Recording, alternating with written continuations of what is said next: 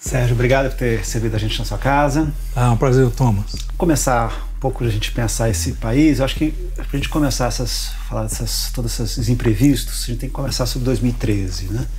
E passado 6 anos, quais foram, na sua avaliação, os gatilhos que fizeram tanta gente ir para a rua a partir de uma pauta que era uma pauta limitada, que era o preço de passagem de ônibus, para virar algo que fosse tão transcendente, que era a questão de moralidade pública? Eu acho que tem, assim, pensando do ponto de vista mais sociológico, eu acho que tem 2 componentes, digamos, mais ambientais, né, para não dizer estruturais, que estavam em ação ali.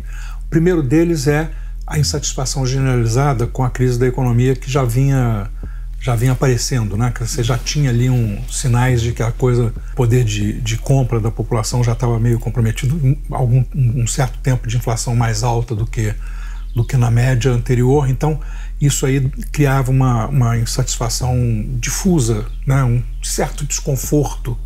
As pessoas não sabem muito bem por quê e tal, né? Que você chega da feira meio mal-humorado e não sabe muito bem se foi realmente a feira. E o outro componente são as redes digitais, né? Quer dizer, a possibilidade de mobilização, de repente criar nas pessoas a noção de que tem gente também tão insatisfeita quanto elas.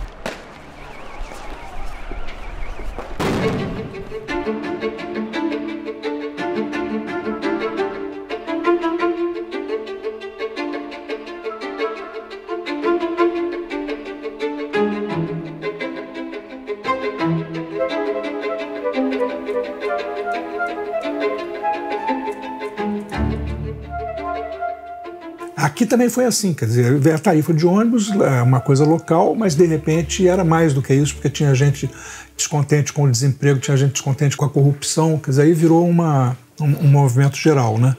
Essa coisa difusa, essa demanda difusa na sociedade encontra a possibilidade de contagiar. Vai pegando pessoas que aparentemente não têm muito a ver umas com as outras e tal, e o movimento em geral reflui quando ele vai para a violência. Certo. Quando ele começa, aí vem os black blocs, esse tipo de coisa e tal, aí ele para. E então vai continuando um certo sentimento de que se a gente for para a rua a gente consegue melhorar as coisas. E as coisas foram piorando, a economia foi piorando, e aí a gente deságua na mobilização de rua polarizada já, em torno do impeachment da Dilma. Tem uma coisa que é interessante, é que desde o período do regime militar, mas inclusive no período Collor e Fernando Henrique, as ruas eram, vamos dizer, de esquerda. E você tem, acho que, uma novidade, que é o fato que a direita vai para a rua. Quer dizer, você tem um fenômeno ali da esquerda ter perdido a rua, né? Tem, mas eu acho que o fenômeno maior é a direita ganhar. Né? Quando aparece gente defendendo ideias com as quais as pessoas concordam, de direita, elas perdem a vergonha. Quando você tem a sensação de que você está ganhando força e que tem gente falando o que você pensa de forma desabrida, sem censura, né? Aí eu acho que a gente passou a ver a verdadeira cara do espectro ideológico brasileiro. Sempre teve uma direita e a gente só não estava vendo porque eles não eram explicitamente vocais.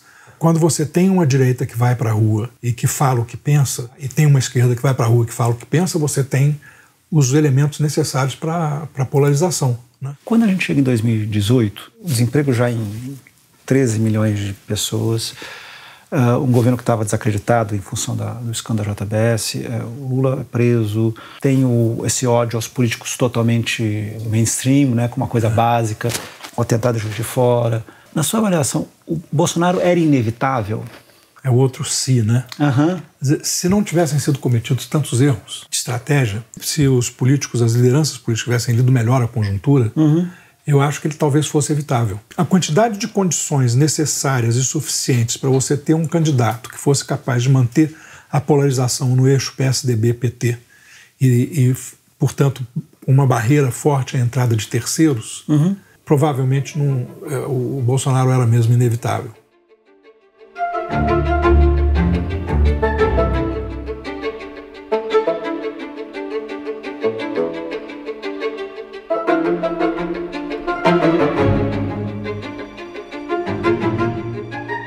No caso do Brasil, como o voto é compulsório ainda, a única via de escape é o abstenteísmo, né? Ou não ir e pagar a multa, que é irrisória, ou votar nulo e branco. Muita frustração produz uma taxa de comparecimento muito baixa, muito pouca gente vai, menos da metade às vezes, né? E isso é um sinal de alerta para os políticos: opa, estamos aqui mal, muito mal, e a sociedade está saindo fora do jogo eleitoral. Quando a gente vê no governo Bolsonaro ele eleito com 58% dos votos, 57% de qualquer coisa, em muito pouco tempo ele tem uma queda de popularidade recorde. Bem, isso não é normal se a gente for ver, mesmo Collor e tal, não teve uma queda tão abrupta. Isso faz parte dessa situação frágil politicamente que a gente está tendo nesses últimos anos, ou isso é uma coisa específica do próprio Bolsonaro? Eu acho que no caso dele, ele produziu uma frustração por causa do amálgama muito disforme do eleitorado que o elegeu. Né? Uma parte grande do eleitorado elegeu porque não era alguém que fosse o anti-PT. Esses hoje olham e dizem assim: cara, mas qual a diferença em relação aos meus sentimentos? Né? A corrupção, a violência, né? Você entrevista pessoas da classe média, eles acham que são muito parecidos. Né? Quer dizer, o Bolsonaro é muito parecido com o PT. A minha sensação é de que os eleitores brasileiros em 2022 vão querer votar. Se todas as hipóteses a respeito do governo Bolsonaro forem satisfeitas, vai ser um governo que vai governar o tempo todo em crise. O presidente é muito de confrontação, portanto ele e os seus acólitos agridem demais. Né?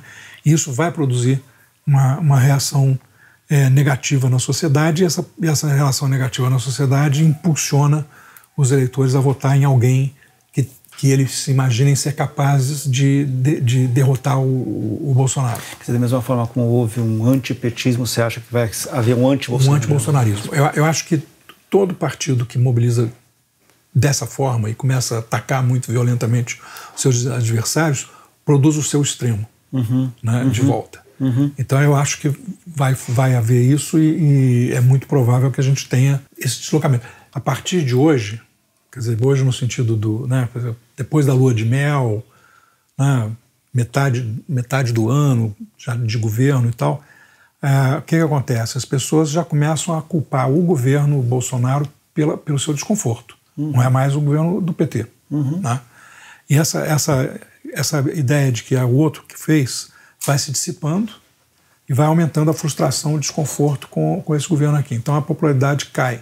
E depois é o seguinte: não é só a economia, não é só uma questão assim de, não, agora de percentagem do PIB. É o que acontece concretamente na vida das pessoas. Né? Quer dizer, tem um pedaço da classe média que voltou para a pobreza. E esse pessoal que voltou para a pobreza está muito frustrado e muito enraivecido. Né? Se eles se o governo não é capaz de ter uma política macroeconômica que traga esse pessoal de volta para a classe média, esse pessoal vai votar contra ele e vai pressionar contra ele. Mas eu diria que, de qualquer forma, é o governo mais frágil desde Collor, do ponto de vista de sustentabilidade. Né? Eu acho que a gente precisa de fazer um pouco esse exercício, né? Quer dizer, quais são as escolhas que produzem maus resultados e abandonar essas escolhas. Para isso a gente precisa de saber história, precisa de saber, né? E ter filosofia. Né? Tem filosofia para pensar abstratamente e saber fazer relações causais rápidas. Esse vai ser o novo mundo, e a gente vai ter que estar preparado para ele. E nós não estamos nesse momento. Meu caro, obrigado muito pela sua atenção, obrigado por ter recebido aqui em casa. Foi um prazer. Okay. Um abraço.